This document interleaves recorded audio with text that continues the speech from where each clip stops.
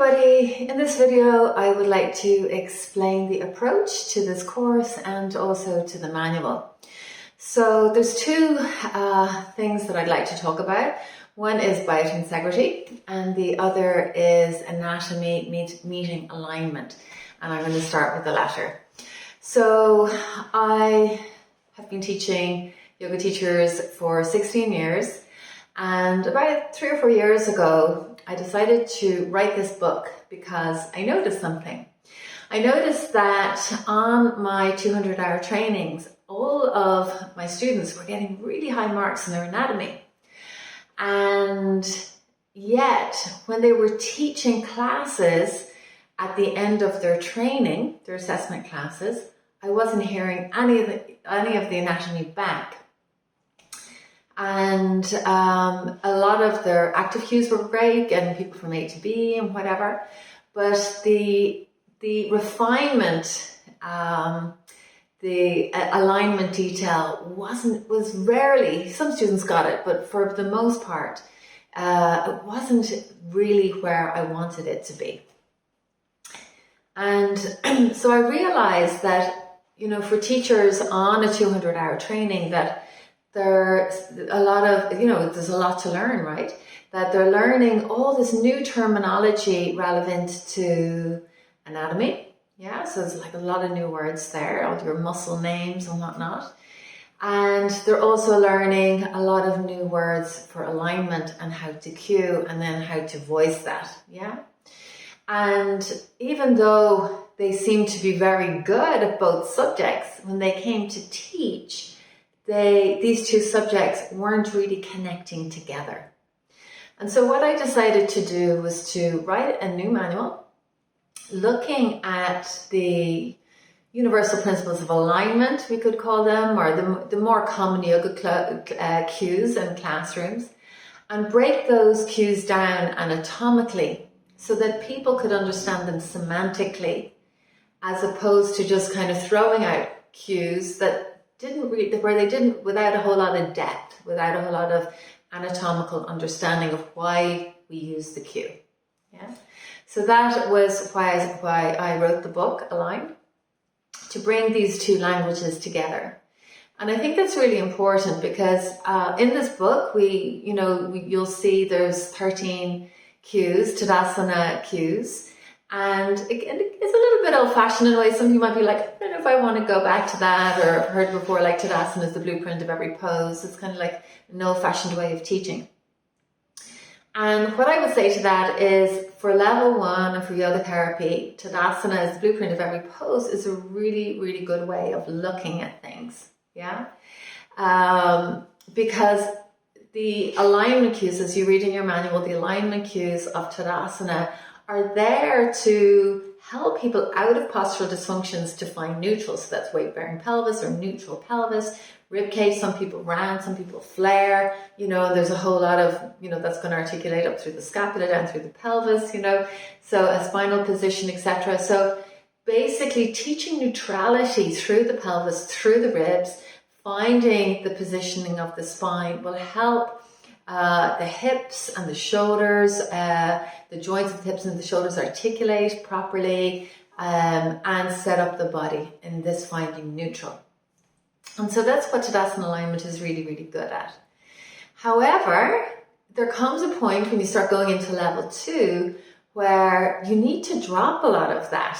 Yeah, like if you go into level 2, some people never, don't aspire to advancing their postures. But if you're a yogi who wants to advance your postures, we stop, for example, broadening the collarbones and drop the shoulder blades down the back the way we would in Tadasana. We don't bring that into every pose. Yeah, it stops becoming as relevant. So, for example, if we look at crow pose or plank pose, we will be doming the upper back, which involves scapular protraction and closing the chest. Yeah. So basically this whole thing of opening the chest, broadening the collarbones, whatever, it's not relevant. And if you're still attached to that, if you're in your crow or your plank or whatever pose you're trying to do, and you're still trying to do Tadasana in every pose, it's going to work against you. there's a time to round your spine, even though, your first yoga teacher told you to lift the spine and extend the spine, and all the poses in the first year of your practice. Then you learn how to, well, if it was kept up here, sometimes people, that will change. Not every teacher will do that, but it's quite common. Then your teacher will start to tell you to round your spine as you go into, let's say, tiger curl, knee to nose, before stepping your foot in between your hands in a standing pose. So what we learn now is that really the Tadasana cues, they're very good for stability in the joints. They're an excellent way of bringing the anatomy into the alignment cues to maintain stability. Yeah, like really, really important. And all of that, those alignment cues are based on what we know, like what physiotherapy knows, what physical therapy knows. I'm a neuromuscular therapist myself. What we know as neuromuscular therapists about the health of the joints. So for example, chaturanga, yeah? So even though doming is okay in plank, when you start to bend your elbows and lower to chaturanga, we start to retract the elbows, scapula in a little bit. We work with a little bit of opening the collarbones in chaturanga more than in plank, yeah? And why is that important? Because too much doming in chaturanga can actually create too much internal rotation as you're loading, and this is a really hard pose for people as they're going into developing their practice. And that can actually contribute to impingement or subacromial bursitis in the shoulder, yeah?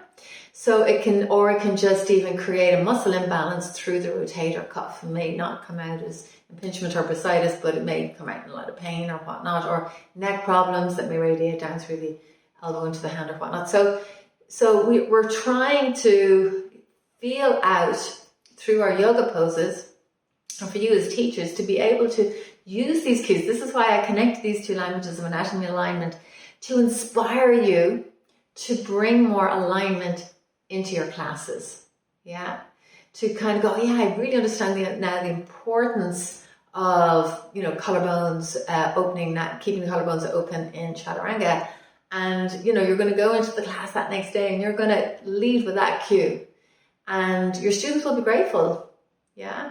And you can tell them if you want, depending on what kind of class you want, how much you chat in your classes and break it down. But this is the whole point, to deliver a method that can protect the joints and maintain stability in the joints. Yeah. So one of the disadvantages of alignment yoga is that yoga isn't just a physical practice. We're not teaching fitness. I mean, maybe if you teach fitness classes or whatnot, that's look on a yoga fit style. This will be more. Everything I said there will be more specific to you. However, yoga is a mind, body, spirit practice. And one of the things that is really important is to make sure, even though you're working with alignment cues in your teaching, is to create space for the fact that people are using the practice for mental health and for spiritual growth. And they're working with, different mental health issues, especially now in the era of COVID. They need to chill, they need to relax, they need to feel good about themselves. Maybe they're dealing with low self-esteem. And if you come along and be over picky, but this needs to be here and this, move this, and, your elbow shouldn't be there and this kind of thing, you're going to find yourself at very low numbers in your classroom. Yeah. So it's really important, as I've said in the foreword of the alignment manual, Sukha Sthira Asana. Sukha and Sthira. So Sukha, sense of ease, happy. Sthira, stability, is the foundation of all alignment. Yeah. That all of the knowledge of anatomy comes secondary to people feeling stable and happy in their postures. And this is very, very more important for people working with mental health or PTSD or whatnot, is that feeling of ease in your pose. And because sometimes with people working with trauma, the sense of listening to the signals of the body and over pushing can be a part of of burnout as well, not just trauma. So through people encouraging students to really listen to their bodies and apply the cues in a way that's organic and feels good for them, helps people to tune in and say, actually, that's too far, pull back, or, maybe I'll roll out, oh, that's too much, or whatever. And all of that is helping people connect their mind to the body in a way that can create new patterns of self-care. Yeah. So it's really, really important that these alignment cues are used holistically. Also, just to say, the other side of it, biotensegrity. So what is biotensegrity? So biotensegrity was, you can read all about it in your book, it was a term coined by Dr. Stephen Levin, where he basically, before the Needle Tower, before looking at the Needle Tower, he actually saw Brontosaurus. And Brontosaurus have really short legs and really long necks. And he was looking at the neck going, how does that neck not stack on the feet? How does the neck of a Brontosaurus carry itself? Because at that point we were putting down everything to the force of gravity, that everything must stack. And this is biomechanics. This is the biomechanical way of looking at the body. Everything must stack on the base or the foundation. And yet he applied biomechanical gaze to the Brontosaurus and said, well, with such little short legs and his neck so long, how does he carry his neck from that base? It doesn't make sense. And so basically, he started to realize, and also there was other factors, you'll read it in your book, about the Needle Tower was how we looked at the Needle Tower and how it was put together.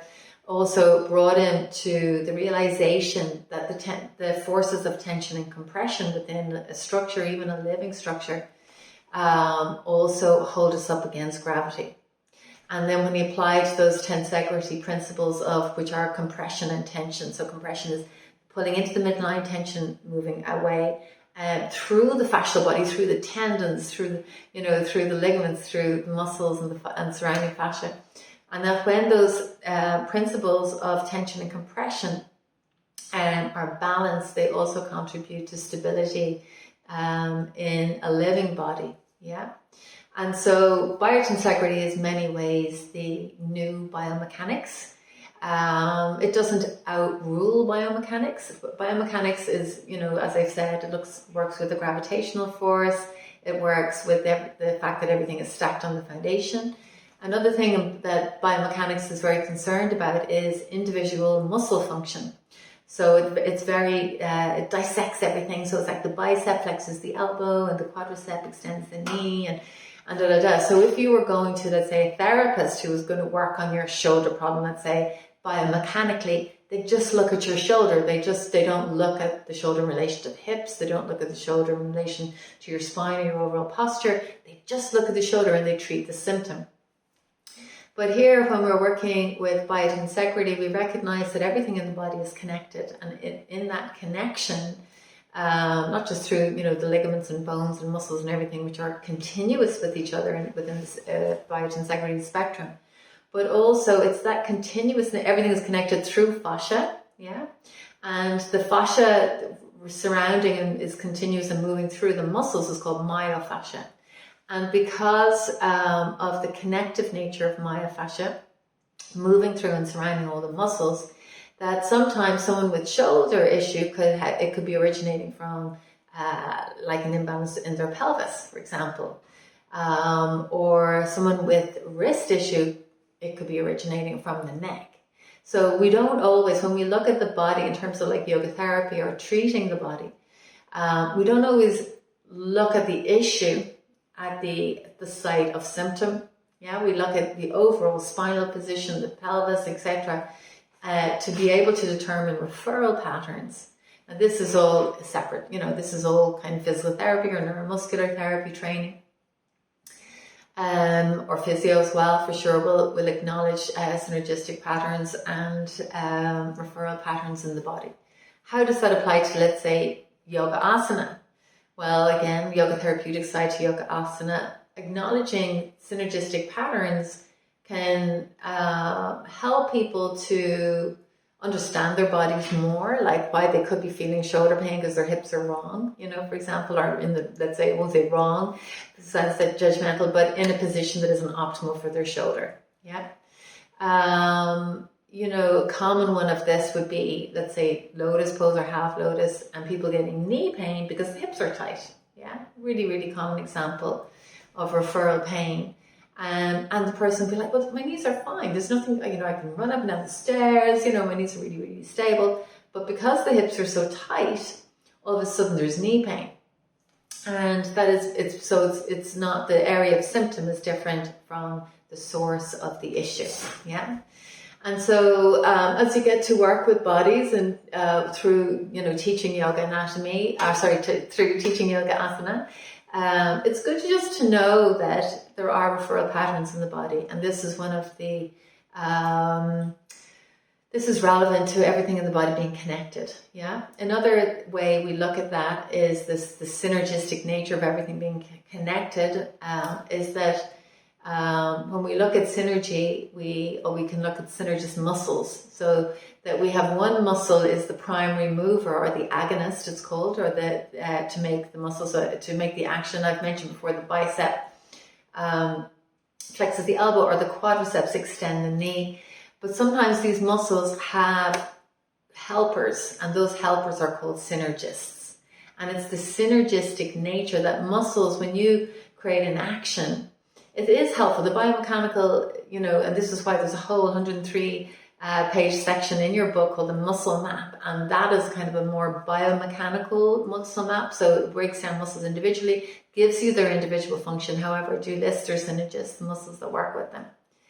And, so it's interesting, but also it's interesting to know that the surrounding muscles, when you engage a muscle, the surrounding muscles will engage as well to some degree and help it along.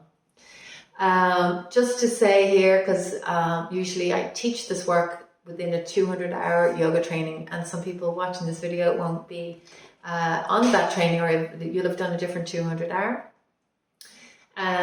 So I would just say to you that there's 103 muscles in your muscle map in your manual, and there's about 20 muscles that you probably will mention in a class.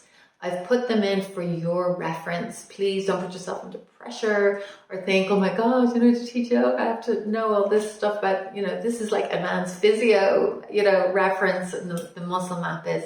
You don't need that level of detail to teach yoga. But you will need to know like quadriceps, hamstrings, your calf muscles obviously, but the names of a couple of your calf muscles: gastrocnemius, soleus, tibialis posterior, great. At the front of the calf, tibialis anterior. Then you've got your quads on the front of your thighs, hamstrings on the back, adductors in the inner thighs, abductors in the outer hip. Yeah, your glutes obviously, your three glutes, your spinal extensors, and then your rectus abdominis, then your deep core, your pecs, your rotator cuff muscles, your arms, and your neck. So if you can get like kind of the main muscles in there without having to, get too bogged down with the different muscles. Like for example, in your muscle map, I've included the muscles of the hand, the forearm, whatever. It's unlikely you're, ever going to name those muscles individually in a class. But it is good to know, having a roadmap around the body and knowing the main muscles is important. It'll give you confidence as a teacher to teach. And sometimes you may teach in a class by saying your inner thighs, your adductors on your inner thighs. It's always good to translate to a group. Some people don't. I've been taught in classes where people didn't even know where their quads were, But, sometimes it'd be people coming up to you after a class. And as a yoga teacher, you don't have, you're not a physio, you don't have to know all this information. But if you have that information, it does inspire your students to trust you. Especially if you're working with athletes, these are athletes that really know their own bodies and they know muscles. A lot of them have, studied stuff like this themselves, or, they tend to know a lot about anatomy and different muscles. They often have a lot of trips to physios as well. So if you're like, oh, what are your adductors? They're just going to go, oh, forget it. Yeah. Because it's just such a basic muscle. So yeah, the more you know, especially with athletes, as I say, but the more you know, the more the easier your classes will go, the more confident you'll be, and the more your students are going to trust you. Okay. So the skeletal system in relation to biotensegrity, it's a very interesting read. You should read the chapter. But basically, it works on the principle that our bones float in our fascia. We used to think of biotensegrity as providing the structure to the body, like the skeletal body was a scaffolding. And sorry, now I just have a little bit. Excuse me. The skeletal body was a scaffolding holding us up. Yeah, obviously it's not. If you were to take a skeleton, like an anatomy skeleton, if it didn't have its pole, it would just fall down. So the bones are really spacers in the body or within the fascia, and they help provide structure with the muscles and the fascia. But they don't, necessarily provide support. So this is one of the as much support as we once thought when we worked with biomechanics. So this is one of the major insights to biotensegrity. And the fact that bones can float in our fascia, it actually does change things. So it's not that we don't honor our end range, but sometimes, if we're working very biomechanically, sometimes we see our end range as like the final point, long term, forever, amen kind of thing. So it's like, I can't get my heels down on the ground when I squat, let's say, for example. And you think, okay, I can't. And a teacher who is very biomechanically inclined will say, well, that's, your ankle, and you will never get your heel down on the ground in Malasana or in the squat. And occasionally that is true, but most times you just have to release the tendinous area of the tibialis posterior, the deep calf muscle on the back of the calf, and probably doing that through long holdings, like 4-minute holds in Malasana, maybe supporting, holding onto a radiator or having a block underneath your feet if need be or whatever. And over time, that tissue will start to give and open a little bit more. So there can be long-term holdings. Some of that can be through your ancestral line, but it doesn't mean that it can't necessarily change. That the fascial holdings are there, but like for some people, there's definitely going to be harder to get the heels down, or harder to wrap your legs behind your head, or harder, to do whatever it is. But I say kind of never say never. Yeah, it depends how much practice you're willing to put in. Having said that, there is for some people, obviously, that never is real, for sure, because bodies are bodies and people are people. But with biotensegrity, knowing that even bones move, that when the fascia changes, even the bones can shift over. Muscle imbalances, for example, can actually move the spine or move the various bones in the body. And so that we need to maintain muscle balance in order to help maintain the stability of the bones. Yeah, that the bones don't necessarily always provide stability. And this muscle balance is really important, and again is reflected through your alignment cues. Yeah, so you can trust those alignment cues to help maintain the skeletal body within the fascia. So then I'd like to introduce, as the final part of this little class, the work of Tom Myers. So Tom Myers is a famous fascial expert. He has written the book Anatomy Trains. You may have heard of it. And in his book, he outlines 13 myofascial meridians, or anatomy trains, that move throughout the body. And basically, it's become the most respected myofascial map. Yeah, his map is based on what's called epimuscular force transmission and line of pull. So that is basically how force is transmitted onto the joints through the muscles, and how muscles work and synergize with each other. And some of how muscles synergize each other is relevant to the type of muscle fiber of the individual muscle and the direction of muscle fiber. So for example, in our quads, we have all the quadriceps, the muscle fibers running down longitudinally, and they all synergize and help each other. It's a very simple equation. But sometimes we have diagonal synergistic patterns in the body, like in the spiral line, for example, we have or side ribs, the radius anterior, and they connect fascially with the external obliques here, and they run in it to a diagonal and cross over to the opposite hip bone. On the back functional line, we have the latissimus dorsi, which spans across the back, but again has diagonal fibers like this, and then connects with the opposite glute max on the other side, on the buttock. So we have the right latissimus dorsi with the left glute maximus. And again, all this is in your book. But so how muscles connect with each other is relevant to the line of pull, which is determined by muscle fibers. Yeah. And so really when Myers is looking at at fascia, he's looking at the line of pull in relation to movement, and he's very yoga friendly therefore, because in yoga we're really looking at this in relation to yoga asana. There are other amazing fasciologists out there like Schultz and Feides, who've written their book The Fascia of the Endless Web, and they look at they have a completely different map, not based on force transmission, but based on it's a little bit more like the chakras. It's kind of like this band, the chest band, and the abdominal band, and the hip band, and so it's just kind of like circles around the body. So it's not really based on the muscle fibers or the individual muscle function. It's just based on just the areas of the body and how they connect. So it's a little bit less relative to movement, but it's still really, really excellent. Yeah.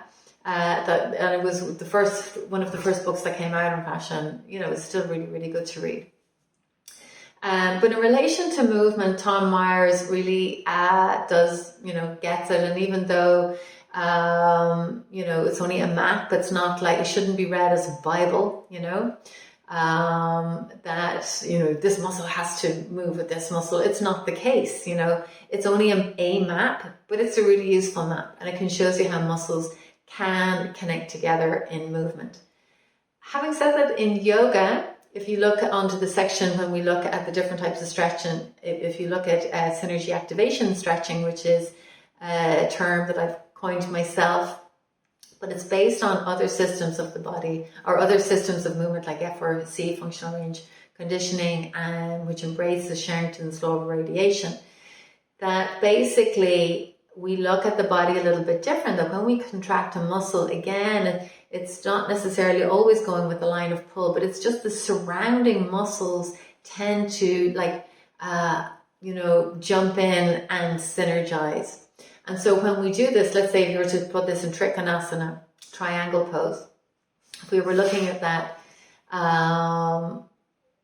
but more biomechanically, we'd be saying, contract your quadriceps to help your opposite muscles or your dual action muscles, your hamstrings, to release. Yeah, so you'll learn about this in the different ways of stretching, but the dual actions of the body. We contract one muscle, the opposite muscle releases. Yeah. So we'd be looking at that more biomechanically on that. But if you were doing that as synergy activation stretch, and you read those hamstrings were really tight, you'd actually contract the hamstrings and the quads and the inner thighs and the outer thighs and the glutes and every muscle below the navel on that front leg, basically.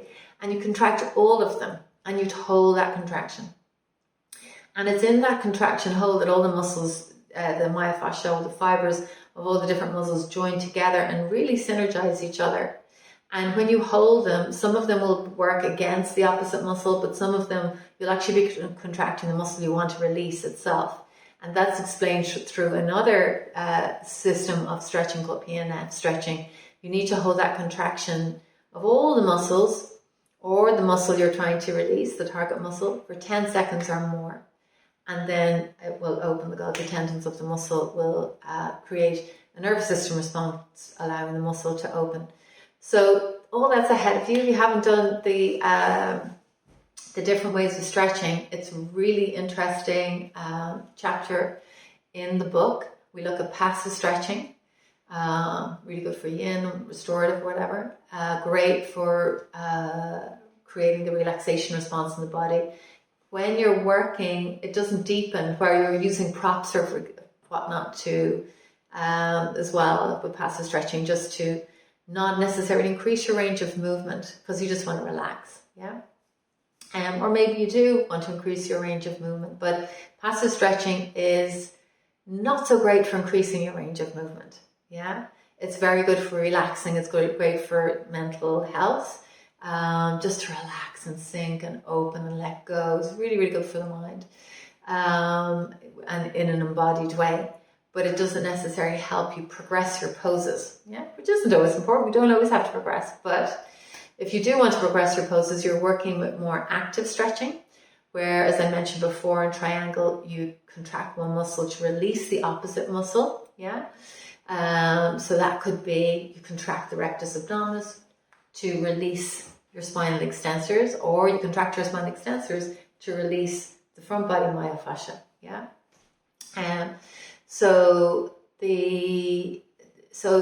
That's active stretching, and then we have PNF stretching, where you contract the muscle you want to release, yeah. So that could be you're sitting in butterfly or Baddha Konasana, and your inner thighs, you want to target your inner thighs to go deeper and get your knees closer to the ground. But instead of trying to bring your knees down, put your hands on your knees and you push your knees up into your hands to activate the muscles that you want to release. You hold that contraction between 30% of your strength. That could even be up to 80 if there's no injury and it feels okay. So about 30 to 80% of your strength, push the knees back up into the hand, hold for 10 seconds or more. Inhale, exhale, and let the knees drop down. Yeah, and so that is an excellent way. This is used by dancers a lot, mobility a lot, physical therapy a lot, neuromuscular therapy. We use this to help create, because it's quite a deep release, especially compared to passive stretching. You'll get a much deeper release in your range, and which will express itself through range of movement. And then the synergy activation stretching that I just talked about earlier, where we're using a combination of passive active and PNF. So it's like all that stretching in together, and it is combined with core activation and breath retention. And I won't go any deeper in this. I'll let you read it in your book and try it out for yourself. But again, very good results in terms of increasing range of movement. But you don't want to push to, like with the synergy activation stretching and the PNF. Again, if there's injury, please back off. So if your physio uses these techniques, but they'd use up to 20% of your strength. So going back to Baddha Konasana or butterfly, or cobblers as we also call it, if there was inner thigh, a groin strain or whatever, you push your knees back up to your hands 15 to 20%. Yeah. So for injury, keeping it a low percentage, or SAS we call it. And then if you are going to, if you're not an injury and you're like, yeah, I'm gonna get my knees on the ground, I'm up for this and I'm feeling good, then you'll increase that contraction for a deeper release. Okay, so all of this is ahead of you. I am excited to share this with you. I hope that you enjoy this approach to yoga anatomy and alignment. I really hope it gives you lots of great insights into your body and into your practice.